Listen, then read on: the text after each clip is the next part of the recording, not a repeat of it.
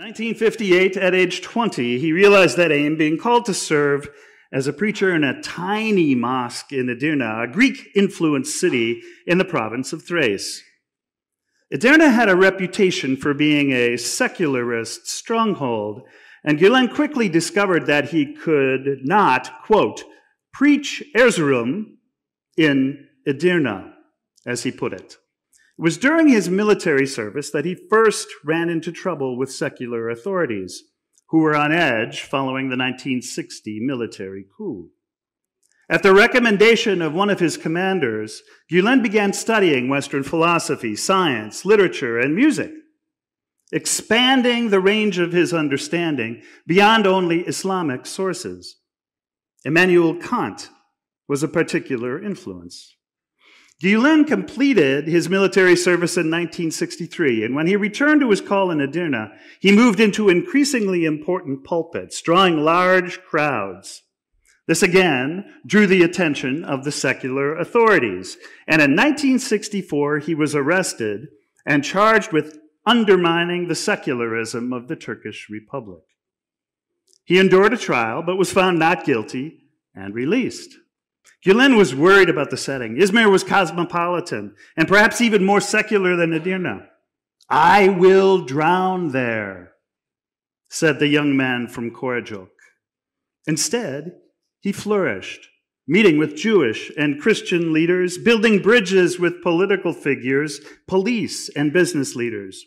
His sermons, often for weeks at a time on a single theme, such as faith or fasting or women, for just a few examples, would be advertised in advance, and the mosque would be full to overflowing.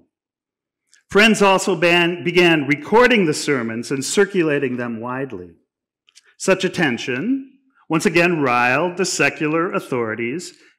By trying to silence Gulen, the government ironically spread Hizmet. As he visited diverse cities, he shared the patterns of thought linking Orthodox Islam and progressive modernity. And people in these venues began multiple initiatives in education and business to generate wealth for social causes. And Gulen intensified his outreach and interreligious dialogue, welcoming the chief Sephardic rabbi of Israel to Istanbul, meeting regularly with Orthodox Patriarch Bartholomew I, and eventually to meet with Pope John Paul II. Hizmet continued to grow all over the globe and in Turkey down to 2013. In that year, a corruption inquiry cut very close to Prime Minister at the time, Recep Tayyip Erdogan, and at his directive, the inquiry was cut short, and Erdogan's government began to turn on Gulen and Hizmet, seeing them as a threat to Erdogan's increasingly authoritarian ambitions.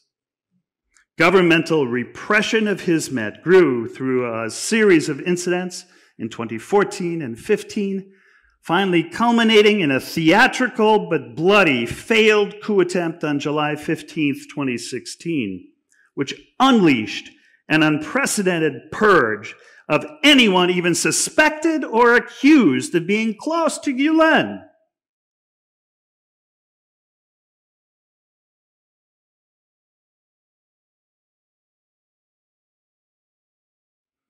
Our context, then, grossly simplified, is of a dynamic and growing global network of cultural exchange, not only trade, and growing respect for pluralism, facilitated both by easy travel and by technologies such as the internet and social media.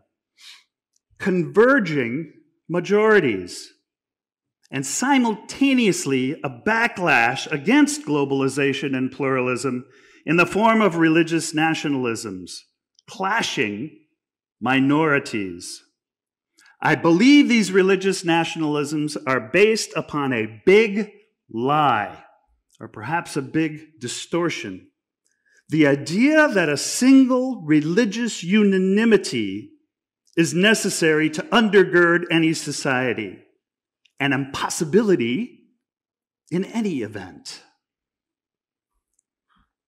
The historical forces that have led to the unprecedented persecution of Gülen and people of Hizmet in Turkey, in other words, are similar to forces shared in widely diverse settings around the globe. No peace among the nations without peace among the religions. No peace among the religions without dialogue among the religions. I believe the people committed to growing peace between our religious traditions constitutes the vast majority of believers around the globe.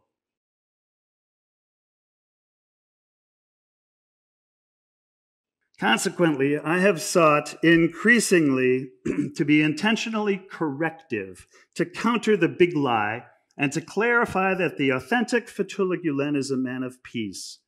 He is a teacher and scholar who has inspired the nonviolent Hizmet community of volunteers to work for what I call deep peace, which is at the core to foster trust. Fethullah Gülen's historical significance is that he taught people to trust themselves as Muslims active in civil society. That trust grew into a movement that became a threat to a politician's increasingly dictatorial ambitions. And that dictator has targeted the movement since 2013 by a concerted and very well-funded campaign of misinformation, slander, and violence, including firings, arrests, passport seizures, imprisonments, closing of military outlets, seizure of corporate and personal assets to the equivalent of billions of dollars, and other human rights violations.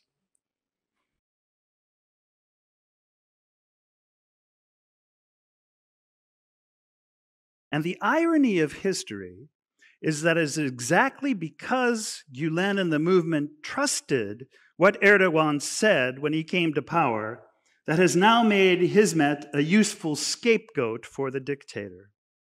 Erdogan promised to advance egalitarianism in Turkey. He's proved instead to be a kleptocrat in the Putin model. Erdogan promised to advance Turkey's candidacy for EU membership.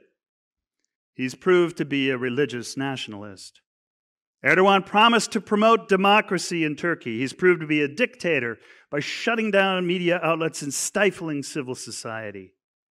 Erdogan knew Hizmet would not hit back, so he hit them. In a phrase repeatedly offered by Gülen to his friends, even in these exceptionally difficult times, quote, "We must be as handless to those who hit us, tongueless to those who curse us, forgiving everything that is forgivable. If they fracture us into pieces, still we are going to remain unbroken and embrace everyone with love and compassion. And with love toward one another, we will walk toward tomorrow," end quote. For the remainder of my talk, prior to taking your questions, and I look forward to them very much, I'll walk you through the 5 chapters of the book, reading brief excerpts to build my case that the authentic Fethullah Gülen is a man of peace.